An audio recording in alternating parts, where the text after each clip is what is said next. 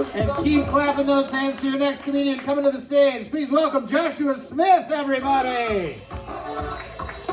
Good evening, Santa Rosa. How's everyone doing? Imagine some of you have kids. I don't know how you feel about the abortion issue without getting into it very much. All I know is I have 3 kids, and I think about abortion every single day. So at least one day I look at one of them, maybe you should have not made it past the first trimester. My son, though, he's 18, and he's had a couple of girlfriends now, and so he's getting sex regularly, and ever since that, he's been just a completely different kid. He's nice, takes out the trash. I don't have to buy the Costco-sized boxes of tissues anymore. His girlfriend was so sweet. I was introduced to her parents, and I just said, you know, your daughter's so sweet. I really, really want to thank you for letting her fuck my son. I have been dating.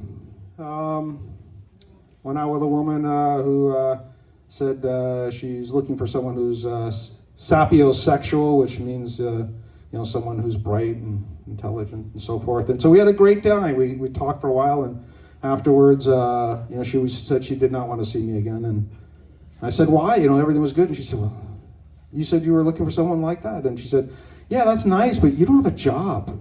So anyway. When you're dating someone for a while, or you start to have sex, and that first time is, you got to get used to the sounds that someone new makes. It's like, really? You're going to do that every single time? You sound like you're signaling ships. I went out with a woman who's had a 14-year-old son, and somehow I got talked into arm wrestling him. 14-year-old kid. He beat me. And after I walked by him, every single time he would just, under his breath, he would say, pussy. Every time I walked by, he said, pussy. And finally I said, that's a pretty vulgar word for you. You know your mom loves you, right? And he said, yeah. I said, you know what else she loves? The taste of my cum. Yeah. So afterwards, a day later, she comes up to me and says, you said that to my son? I said, yeah, did I say something that wasn't true? Anyway. That is, that when you go down on someone, that's always, it's an acquired taste. You have to get used to it. Everyone's going to be a little different. And it's like beer. Beer is an acquired taste. I don't know that I would drink beer if it wasn't carbonated. In fact, I love carbonated drinks. In fact, wouldn't it be perfect? They could just find a way to put on an attachment and they could carbonate your cum. Maybe add a little lemon juice and cane sugar, and maybe your guest coming over, they need their thirst quench, and you got some fresh root beer for them. That's gross. Would you prefer 7-Up? Does that work for you better? Anyway, so I've been dating. I find that the best person for me is someone who has low self-esteem, so they don't realize they could do a lot better.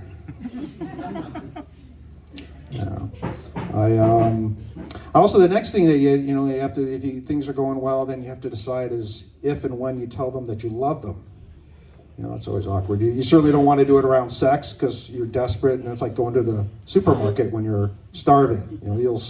You'll buy Doritos and all the chips you don't need. And in fact, I discovered the best thing to do is if you just say it, or what I do is I say, an intimate moment. You just say, I think I love you. Sounds nice, right? And then afterwards, if you break up and they say, you said you love me, you say, no. I said, I think I love you. I thought about it. I don't. So, has anyone ever dated anyone that after a while you wanted to break it off, and they said, if you break it off, going to commit suicide? No. Yep. You've had that. Well, I am so envious of you. No one has ever cared that much for me. At best, when I've broken it off, they've said, oh, thank God you said something. I didn't know how to get out of this. But if you do, I mean, worse comes to worse, afterwards you can say, well, I guess you don't mind if I take your sister out, do you? Anyway.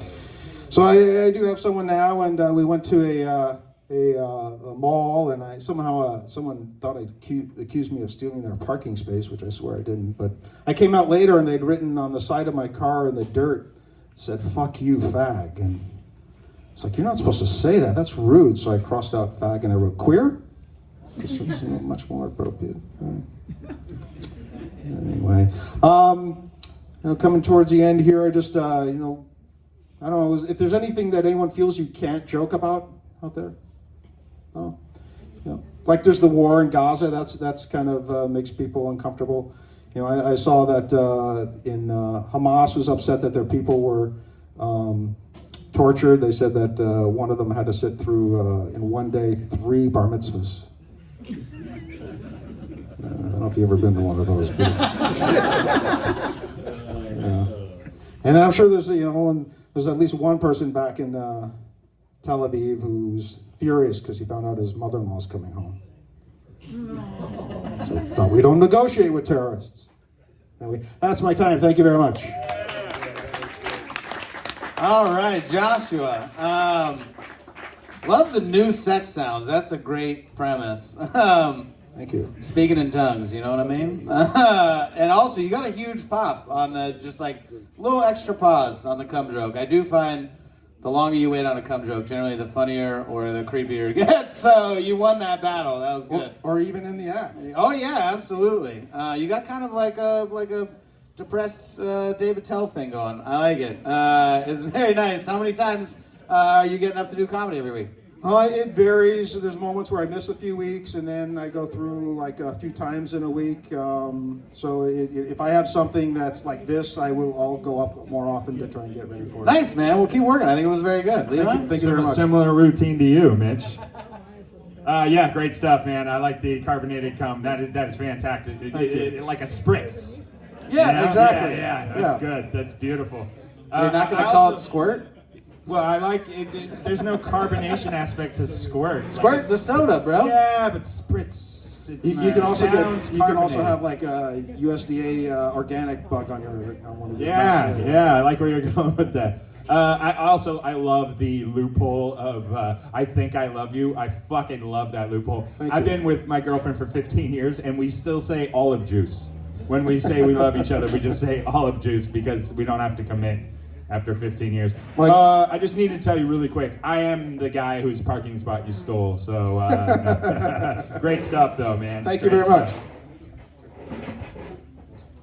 Yeah, and I want to apologize. I was with Levi, and I was the one who tagged your car, so I apologize for that.